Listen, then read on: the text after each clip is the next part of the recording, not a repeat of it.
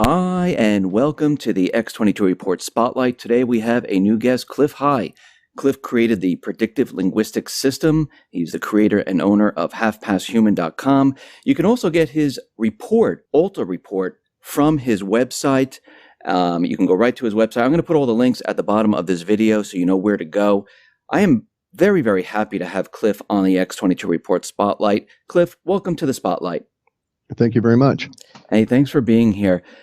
Let's just start off explaining what predictive linguistics is and what you actually do with the information that you get around the internet. Just give a brief summary of what you do. Predictive linguistics is an art or a science or a hobby that I invented in the early 90s. It is based on the idea that all humans are psychic and that most of us are unaware of our psychic impressions at any given time, and that these psychic impressions wish to come out, and that they do so through our brain, forcing us subtly to make different changes or to choose different words than we may not than we would have otherwise. Humans in English have a tendency to have about 100,000 words internalized, but in any given year we might only use 15,000 or less, and in any given week, week after week after week, our selection set that we would normally use might be, say, anywhere from 1,500 words to maybe 5,000. And so, and then the outliers is what I was interested. Why did a particular person choose this word at that time when when their normal habit was to use a different form or expression? And so I came across this idea, and then the internet really started developing with HTML coming out of CERN in '93. And I was right there at Microsoft where it fired off, and we started playing around with Mozilla. And then I thought, ooh, this is interesting, and started. I was doing SQL database stuff and large-scale projects for some companies anyway, and so set up my own servers and started mining the net in '97 when I did my first run and aggregated all this information. My intent was, because I'd been struck dumb by a brilliant idea in the early '90s, was to follow up on that idea. The brilliant idea was, stock market does not care. It doesn't give a damn about fundamentals or any of this. It's all driven by emotion. And so I thought, and basically lunacy and fantasy. And so I thought, okay, if I can get a step ahead of that emotion and tap into the trend of the lunacy and fantasy and where it's going this particular day, I could make some money. That was my motivation on it. But I fired it off, and universe had me make an interesting mistake, because my first target, so to speak, was this thing called SUN, Stanford University Network, which was a hot stock in the '90s. And I was just going to see how it worked with that. The data came back and started spewing out all kinds of stuff about SUN, the big scary ball in the sky, and I was hooked. And I never went back to look at stocks after that. So I wanted to start off with the election. Now, you predicted that Trump, or your algorithm and your information came in that said that Trump was going to win. We know that the election most likely was manipulated in some way, but everything that you looked at said that he was going to win. Here we are after the elections, and we see that around the country, people are protesting right now. They're a little upset. Other people are happy.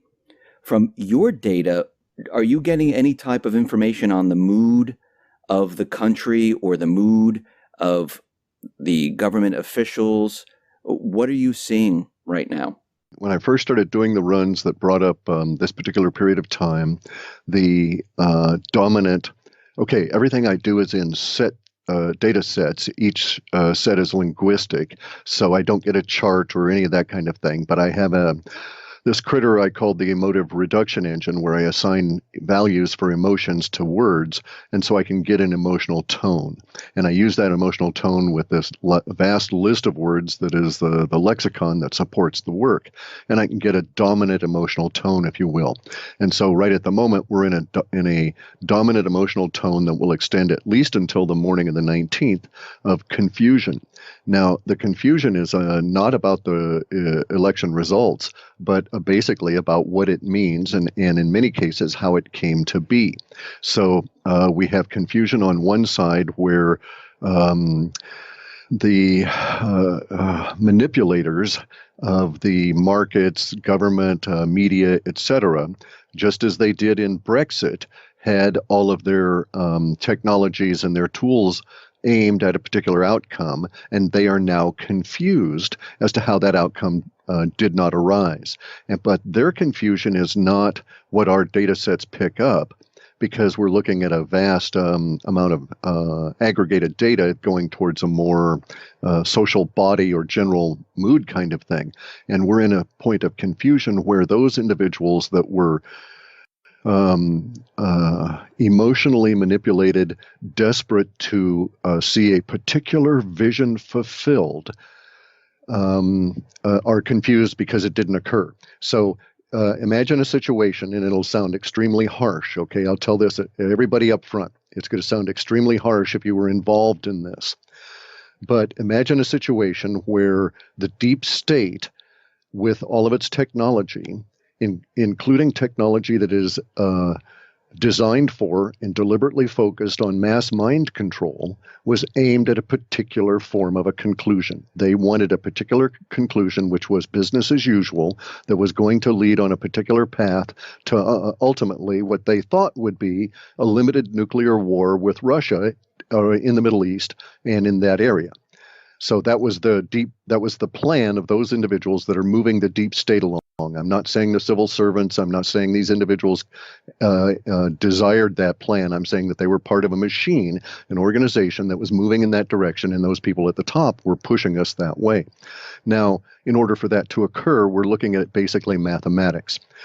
And let me divert for a second. In the 50s, there was this marvelous science fiction writer, Isaac Asimov. He wrote a series of books called the Foundation Trilogy. In there, he prophesied, so to speak, the sort of the work I do at the moment in an analog of it. But they came across, and he developed this idea of a mathematics involved in social engineering. And the Chinese went ahead and they have indeed perfected, or are in the process of perfecting that mathematics. And if you read Chinese literature, you discover that their social engineering is very focused. And they know that, for instance, if they're going to achieve a certain outcome in a racially mixed community that they're going to take over, they have to have at least 21% Han or racially Han Chinese in control in that environment. 19% won't do. 23 is too much. It's fine, but it's just too much. You don't need it. And so they're that precise about it. So the mathematics are that precise. The deep state had a particular set of mathematics involved, but in order to achieve this mathematics, you can look at an equation that says one man can change the world given enough time and enough energy, or unique happenstance. Eliminating universe and providence and unique happenstance. For one person to change the world, you've got to have as much energy as it takes that one person to affect the other 7 billion people in the world, or enough of them that they can change. However, you get a certain start of a ratio, and you can start doing things. The United States went into a revolution in the 1700s with 3% committed to that goal. That's all it took, and it was successful. The powers that be, on the other hand, had a very different problem. They had to get a vision accomplished that had only perhaps maybe a small fraction of 1% that was truly dedicated to that vision, which was the continuation of the oligarchy and the hegemony of the dollar and the things the way they were. In order to do that, therefore, they had to convince a large body of people to also share that vision. When these people were convinced, they will necessarily crash now that that vision has not occurred, and they will not understand why they are crashing or what actually has occurred to them, okay? And this is where this information becomes harsh. It is my opinion that the entrainment technology that has been developed in the deep, dark UFO worlds and secrecy of the past 60 years, the theoretic or the labeled Cold War era, etc., which was all about hiding UFO reverse engineering and not about war with Russia. But it's my opinion that that technology was used to try and engineer this particular vision to occur. And unfortunately, the people that were susceptible to that technology have just been cut loose from it. So they're very much like people that were on a mental support system that was involved, that was energetic, and all of a sudden all that energy is gone. And it's because the powers that be failed and they just turned off all the equipment. It's all over. And this is why we're seeing this particular reaction, and this reaction will continue at least through the morning of the 19th. The reaction is also going to be global because you'll notice that the effects of this were media driven. And so we have people that were desperately anti-Trump repeating the same homogenic keywords, their selection of xenophobic, racist, and misogynist. That's all they say, xenophobic, racist, and misogynist, over and over and over again. And that these people, when you question them on them, can't provide you any details of it and get really weirded out by it all. And you see this on the YouTube videos now. But these individuals in Britain, throughout Europe, they were as affected. And a lot of these people were sort of like unintended victims of this entrainment technology. And the snapback, the release, is going to cause problems, this state of confusion. Now, there's also other aspects of the confusion, which is as I pointed out, the powers that be at the top, wondering basically, okay, what the hell happened? And then the next question that's going to occur to them is, how do we react and how do we survive? It's not cover our asses anymore. It's survive. If you notice from the WikiLeaks, Hillary actually said, that in very graphic language that we're all going to hang from nooses if that bastard wins. And so that bastard is one, paraphrasing. And so the next step is going to be nooses, and it's going to be to the point where these individuals realize that the crime spree is finished. It's over. There's been a turning. The problem for them is that as Taoists say, we change at the point of the most extreme, and just coincidentally, here we are at the point of the fourth turning within the population of the United States at a deep level that coincided with this. It wouldn't have mattered who actually emerged. It's a situation of historical energetic impetus, and someone would have emerged to fill the role that Trump occupies now. It's not if not necessarily him. And it's my understanding of how these things work that if Trump had been taken out early on and had shown huge progress and so forth and had been assassinated, then we would have had someone else arrive that would have also taken on this particular role at this time to get us to this particular point. So the fact that the powers that be saw him as their stooge, basically he sort of a rope-a-dope, and that's where we're at now. So we're in a state of confusion that's going to go on. It's going to hit the markets very hard, and then we're going to enter into a very large deflationary event in early 2017 that will roil the country in sort of a temporal echo of what happened when right after Reagan was inaugurated. In your report, I noticed that you said something about government employees getting fired or committing suicide and bankers being dismissed and fired. Are you seeing that there's going to be a wave of, let's say, cleaning house and people getting scared and jumping ship? Is that what you're talking about? Correct. That's true more in the civil service side, more in the government side of that particular statement. So yeah, that's the motivation on that part of it is not cleaning house, but trying to eliminate witnesses. That's really what it's going to come down to. Is the powers that be, the shadow government, the central bank, the deep state, do they have? Those are all different, by the way. You're speaking with a linguist, and I don't want to be pedantic, but okay. So the whole mass of them, correct? If you want to talk about that, but if you're we shouldn't use each of those words to try and refer to a single entity. Let's just talk about the central bankers right now. Do they have any plans for the economy? I mean, is the economy still in terrible shape? I mean, is anything going to improve with Trump? What do you? Certainly. The latter is true. Okay. Now let's again, not to be pedantic, but let's separate what the central bankers do from the economy, because the central bankers at the moment are sucking the life out of the economy with their paper financial system. The two are separate. The economy is all the trades and transactions that we do together. millions and millions and millions of us doing trillions of those things across the time of a year equals our economy. So the central bankers are not in charge of our economy. They can no more affect my ability to trade or barter my old tire from my trooper to my neighbor than they can cause it to rain here. So the central bankers and their financial system are in a deep world of hurt, and that is really sick, and it's going to continue to be sick. But the economy, on the other hand, at a much more base level, is going to continue the way it's always continued, in spite of the fact that we're nearing the end of the repression of the central bank era, at least within this country. In your report, you talked about baby boomers getting kicked out of their homes. We're seeing these huge mansions being abandoned. I mean, are we looking at some type of crisis heading our way? Oh, sure. Yeah, that's the deflationary event. Okay, so and actually I probably shouldn't use the word deflationary because I don't know that that's meaningful to most people, but let's call it about a debt evaporation event. So or a liquidity evaporation event, or as we call it in the data sets, a credit freeze. Because here's what's going to happen. The banks alone currently exist not because they own anything, nor because all of us are paying off our loans and they make a little bit of money on top of that, and so they're the happy, congenial community banker. That no longer exists. These individuals, the whole structure, makes their money because an entity in Washington, D.C. creates the digits and hands them the digits, and then they go out and they tell us those digits are worth something, and they shove them around in databases and this kind of thing, frenetically creating activity, but no result. So our problem at the moment is that the banking system, the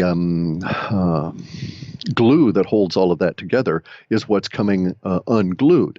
And it will at some point reveal the economy. We'll all stand around and look at each other and say, wow, let's go and do something, because now this repression will have been released. But that's not yet. That's maybe a year or 2 years away. In between now and then, the oppressors, the occupying force that is the central bank that has taken over the United States, bear in mind we've destroyed them. The people have risen up and destroyed central banks twice before in this nation, Right. And we're about to do it a third time. But before we get there, these guys are going to create vast numbers of these digits and do all kinds of manipulation and try and get us to all get on their side. And it's just not going to work. A lot of the confusion from, as you read from the report, is going to be within the upper ranks trying to figure out what to do and how to sell us into their next scheme. So here's the thing. We are dealing with sociopaths, all right? At the very top are the psychopaths. They're the ones running around that say, okay, you looked at me wrong, have him killed. All right, the sociopaths are the people that do the killing because they're afraid not to. But the sociopaths, being the people that do the implementation, are bound by their sociopathic nature. They require willing victims. Sociopaths are basically cowards. If you call them on it, they freak out. They don't have a defense mechanism inbuilt in their mental structure of the world, and they react badly.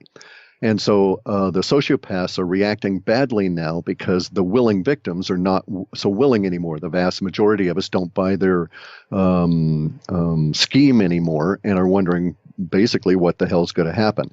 Now, they are in a position of are going to have to try and sell us scheme after scheme after scheme.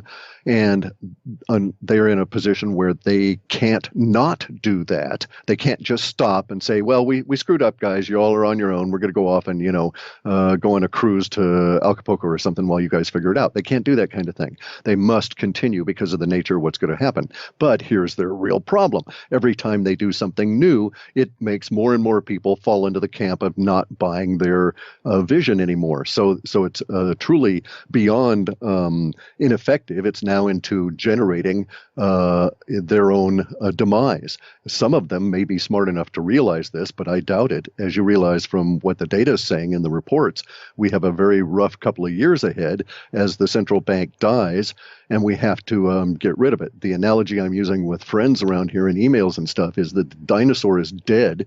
The last of the living blood is just now passing through its little tiny brain, but it's going to take us a long time to shove the thing over. As we go through this, do you see like foreclosures in homes? Do you see people losing jobs? Sorry, let me go right to that point. Oh, okay. your last question in the housing. As the central bankers dry up, they pinch off the flow of this free money to everybody, meaning the other banks, and the banks therefore will start instituting, as they did in the 1930s, this provision that's in all the contracts for houses that says, hey, we can call this note due if we need to. And that's really what it is. It's long and involved, but it's still in all the mortgages. And it says, at our need, we can make 100% of this mortgage due right now. They're going to do it en masse. That's how they took vast numbers of properties in the Midwest, vast areas of farming land that were aggregated into huge tracts and sold to corporations, were seized with that particular provision in 32 when the bonds went and the bond fiasco. Then we are right in the middle of another one of these bond fiascos, and it starts right away in terms of the need of the liquidity for the banks. So expect them to start trying to make as much in the way of the profit or liquidity for their institution by property seizures early next year. In the 30s, it took them about 6 months to have something implemented. They may do it far faster now because they have the modern communications. Isn't this going to make people like really angry, calling everyone's loans, at the same time? People, I mean, we're going to see riots. If they we saw them in the 30s, and the military was called out to shoot people. This was the time in the 30s when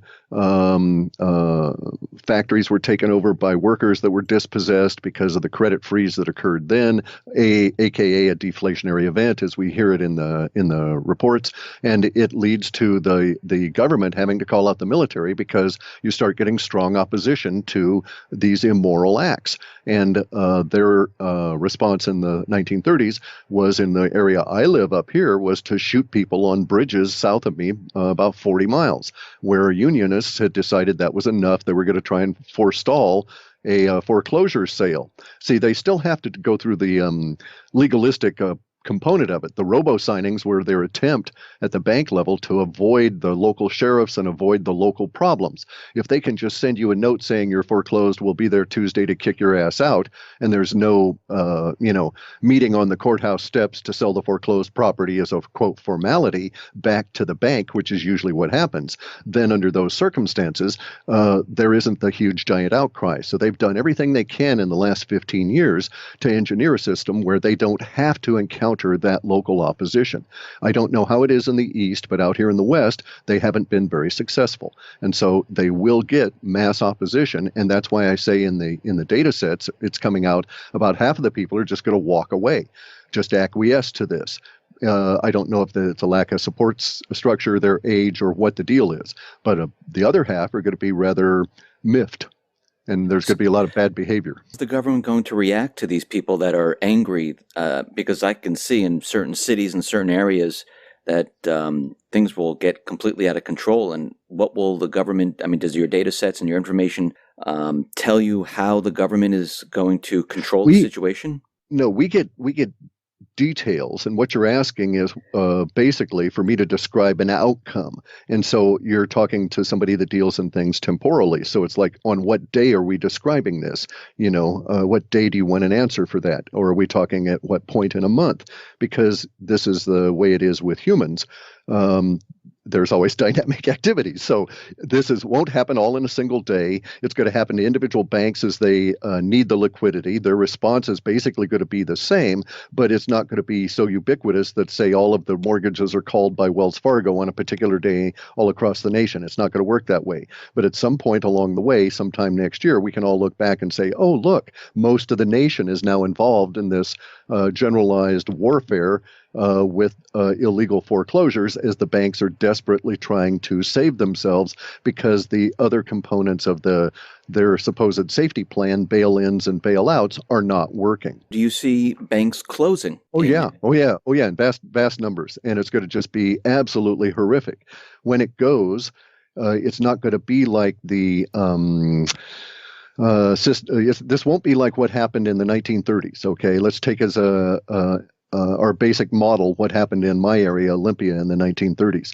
There were 19 banks when we went into the Depression in 1929, and there was one when we came out. So 18 of those banks and credit unions and savings and loans failed in that period of time from 1929, and let's just call it 1942 to say we were nominally out of the Depression here.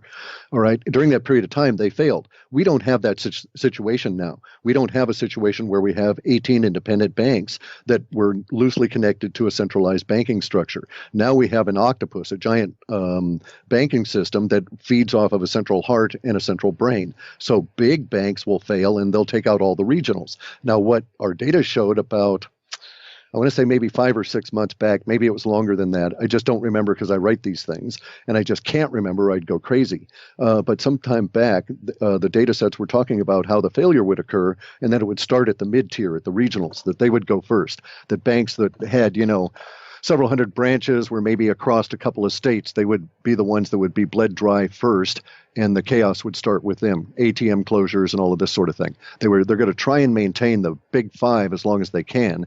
As I say, the dinosaur just doesn't know it's dead because the last of the blood's still being pumped up its neck. So you said a couple of things. Okay, so you said a credit freeze a little while back as we were speaking. And when you say a credit freeze, does that mean that supplies and goods will not get to stores? I mean, Correct. Okay. That's a side effect of it. That's a side effect. Okay. We've had the credit freeze in the data for a couple of years at least, maybe longer than that. It was in very long-term data. Now we're getting into the details as we move closer to the event. That's basically how our system works. For some reason, well, no, it sort of makes sense in a way. Humans are psychic about, some humans are psychic about events in a long-term way, and we get hints about stuff that might happen 3 and 4 and 5 and 10 years out. The closer we get to it, apparently more and more humans are on the same wavelength, and they start picking it up, and we get greater number of leaks. Therefore, we get a little bit more detail. That's like our short-term data. And as we get real close to it, lots of people can sense it. And so they start triggering their psychic impressions, and those come out, and so we get a little bit more details. So that's sort of the mechanism by which it goes. So we've had credit freeze for a long time, and fundamentally, one of the major side effects that you and I will experience is what we call the just-in-time failure, the just-in-time supply system. You have to think of 1940s, end of the war. Peter Drucker goes to Japan. He creates in Japan, because they were just destroyed, he helps MacArthur rebuild the country, and they decide on a model called the just-in-time supply system. And that's where the carriers, the truckers, basically are your warehouses. You just don't build warehouses anymore. You sell off all the property and you devote the money to a different system. That's where we're at now. The Western world adopted this model over the 50s, and it's now going to fail. It depends on ever-increasing cheaper energy, ever-increasing cheaper credit. Neither of those is true anymore. So we won't be able to do that. In fact, it's already started to fail. The top shipper, second shipper globally, Hanjin, number 2 shipper of goods around the planet, is in bankruptcy and in chaos, and its ships are not hauling anymore. Doesn't seem to matter because no one's buying so much anymore here in the U.S. because of our problems with our money being so destroyed. But the credit freeze will take that up to the next level as number 3, 4, 5, and 6 and number 1 shippers fail. And then when they fail, they'll be failing under the impetus of they don't have credit to pay their employees nor to front the fuel costs, etc. So we're going to see real chaos as loads get ships and loads and crews become, abandoned and stuck in various ports, and the system breaks down all around the planet. And so that will be a very major concern, is the just-in-time supply system is going to fail. That's what the government's going to be responding to. They're not going to do much in the way of trying to deal with the foreclosure issues insofar as what we see in our data, because imagine, here's a scenario. Now, I'm not saying that all of the description here will be accurate, but this will give you an idea of what we're sort of looking at. Imagine a situation where Trump's being installed. He's not bringing in cronyism. He's not bringing in a giant mass of crony-connected, deep politicians. Therefore, these guys don't know a damn thing about running a giant government, which is not like running a real business.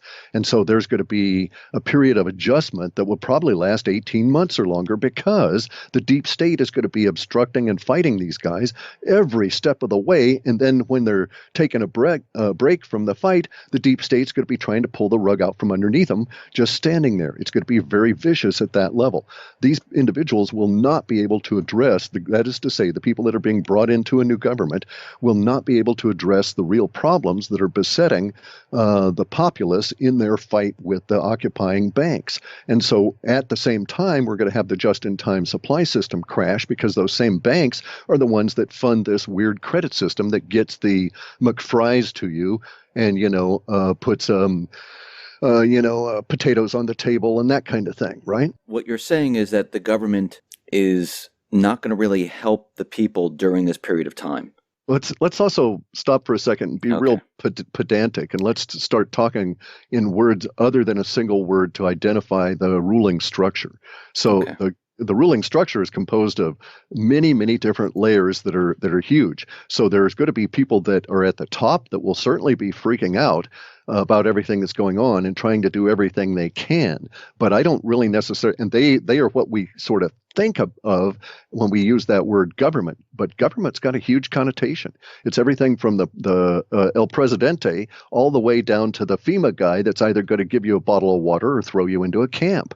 And so what are we actually talking about? I'm wrapping my brain around all of this and everything that you're saying here. You also mentioned something about ATMs shutting down. Does that mean we're going to have a cash crisis?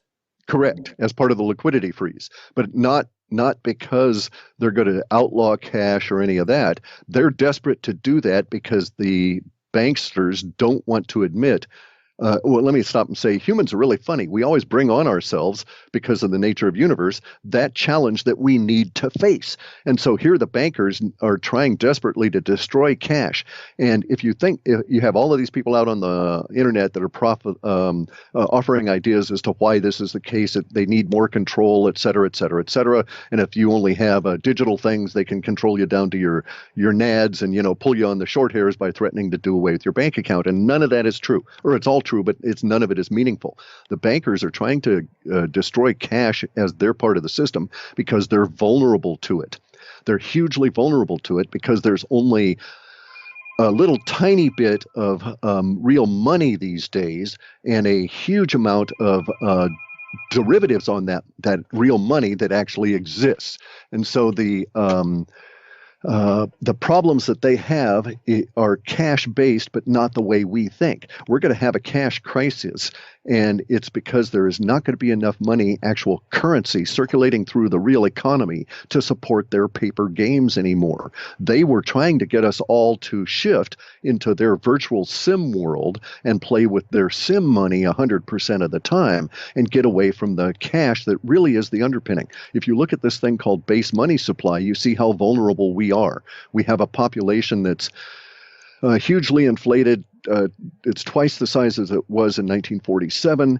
We have a debt structure that's perhaps 100 times inflated over what it was in 1947, but we only have 2% more actual circulating money going on in society, and that's where economy actually exists. And what they were hoping to do was to speed up circulation by making it all digital. And they've got us all into a digital world, but they're still dependent on that base money, and it's got them got them by the short hairs. And so we're going to run into a big crunch here, a big credit freeze at the same time that we find we're cash strapped. If you look at what's happening in Egypt, right?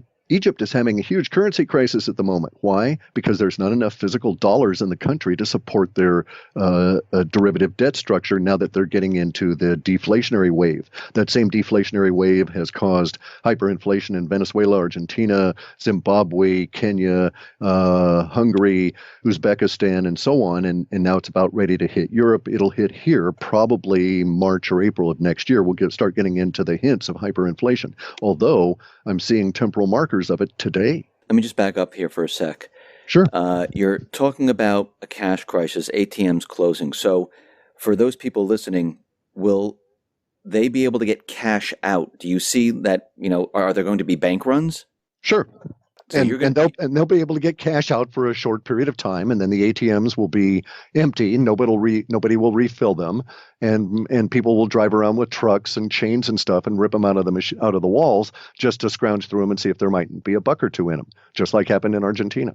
so people are going to be desperate to find cash because it's just going to completely I mean, what you're saying, it sounds like it's just going to disappear. Well, yeah, because they can't get to it. correct. And see, here's what's going to happen. Right now, how often do you actually touch anything close to money in your daily life? I mean, you as an individual. Mostly the people that are, say, even in my age group, they're dealing with the plastic cards. And as the system locks up, if your plastic card doesn't work, how are you going to pay for something at Safeway or Starbucks or someplace or buy gas or whatever? For a while, there will still be stuff in the supply system. So we live right now without warehouses. So if we were to look at ourselves as a social body, we don't have big giant fat repositories lying around. We're existing on the fat that's being pumped around in our blood, and it's going to dry up. Our blood's going to get leaner, and so at that point, we don't have those extra reserves, and you're going to run into this situation. It's hit all of the countries as the dollar has died.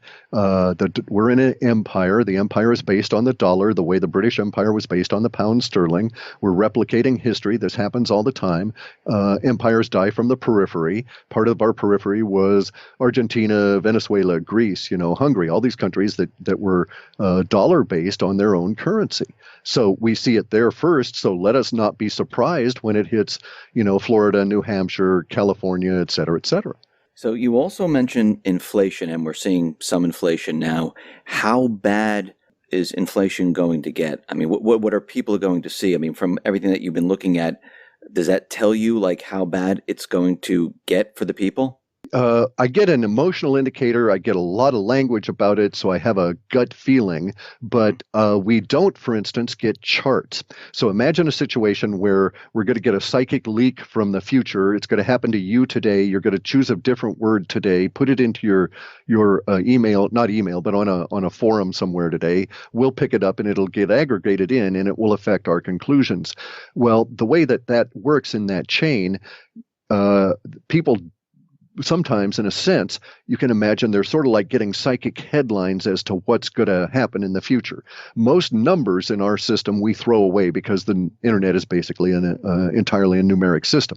But linguistic numbers that float through for whatever reason, people typing out the number 30 or 13 or whatever in an appropriate fashion, in an appropriate time to be swept into the data sets, that sort of thing does come through occasionally. So it's not like I get a price for a hamburger 2 years from now. I don't have that sort of thing for inflation. I do occasionally have what we might say would be impressions or whatever of screaming headlines. So imagine we're a year from now, actually in July, August, or September or October, in that time frame, and there's going to be a giant headline that says Dow 125,000.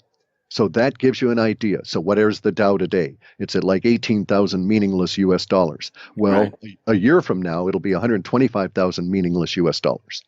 But at that same time, that'll also be the price of an ounce of gold. Insofar as what our system is saying, it's not saying gold's going to be 125,000. It's saying that there's going to be parity about that time between an ounce of gold and the Dow.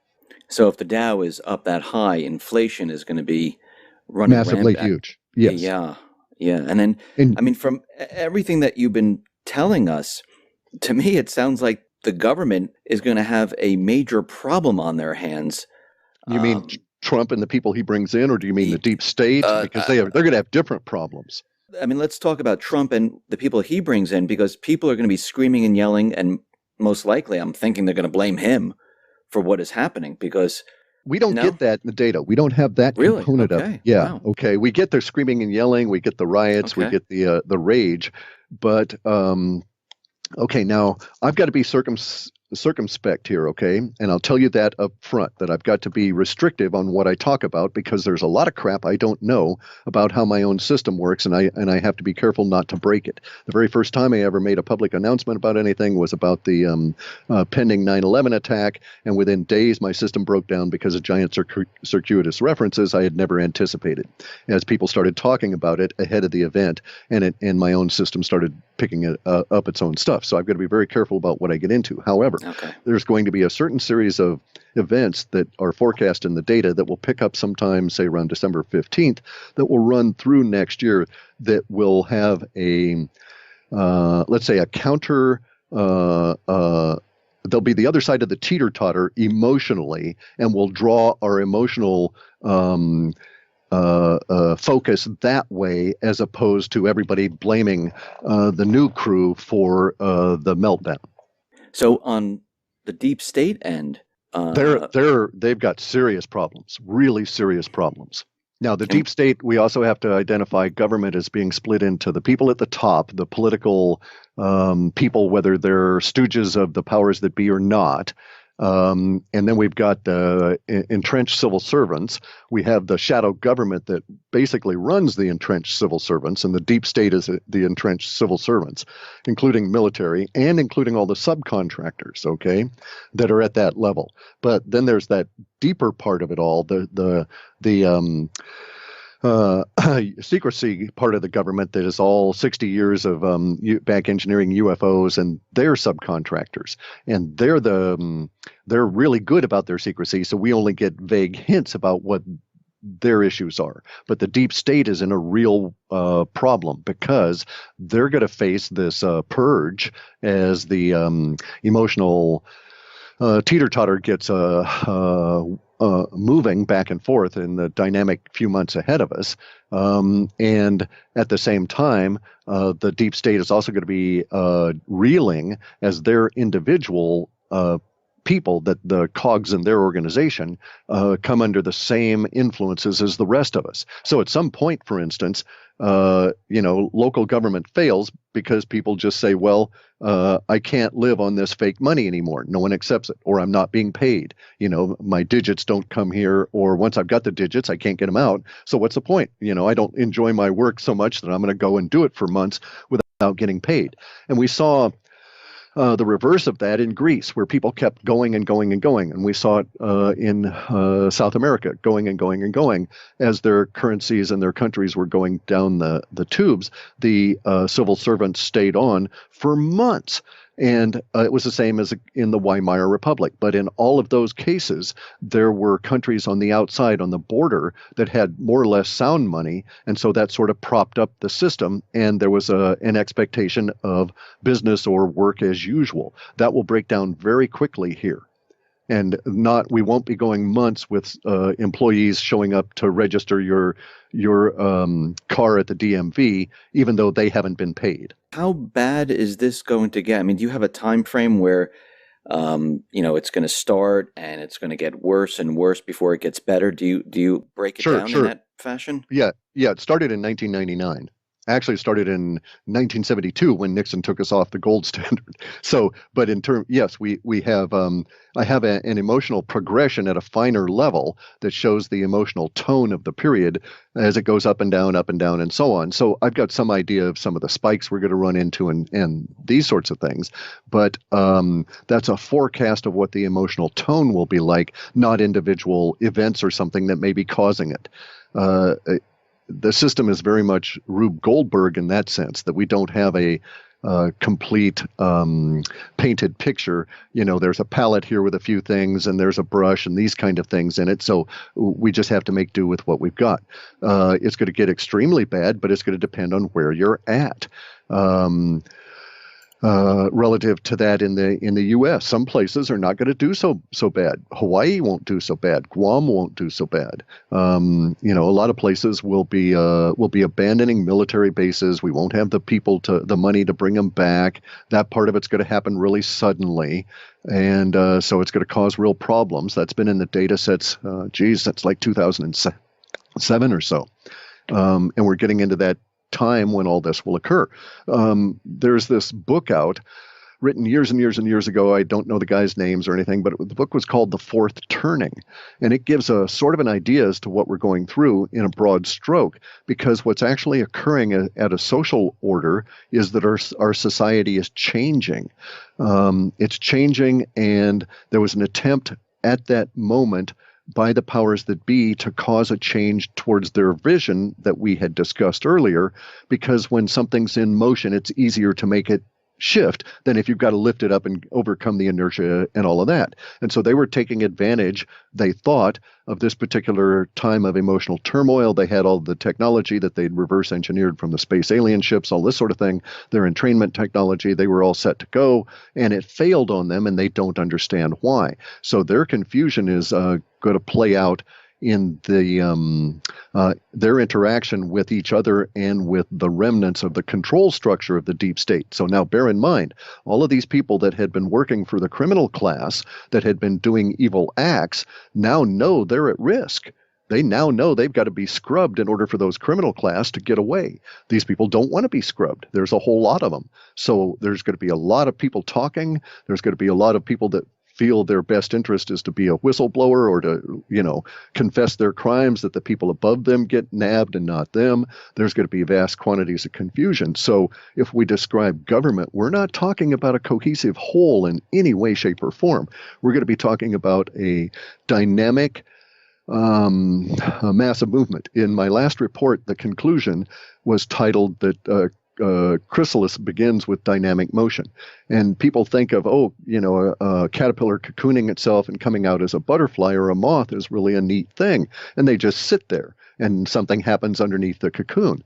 But what they need to understand is that cocoon has to exist ahead of time. You've got to create that. And if you've ever seen a caterpillar or a worm cocoon itself, this is the most strangest dynamic motion you've ever seen, as they try and wrap their bodies with this silk over and over and over again from within inside the silk as they're doing it. So that's what we're going to go through. The data sets are basically showing that the U.S. is going to hit a 10-year to 12-year period very similar to what happened to the Soviet Union, and that we will be transformed in this process as we come out of our own form of revolution against a control structure that has existed far too long. And the population underneath is changing.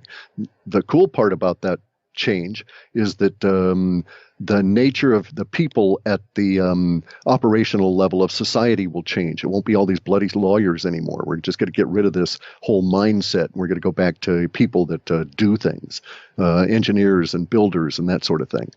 Cliff, thank you very much for being on the X22 Report Spotlight. I really appreciate it. Once again, how can people get your report? halfpasthuman.com.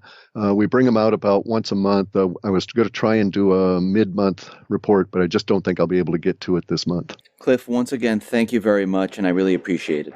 Thank you.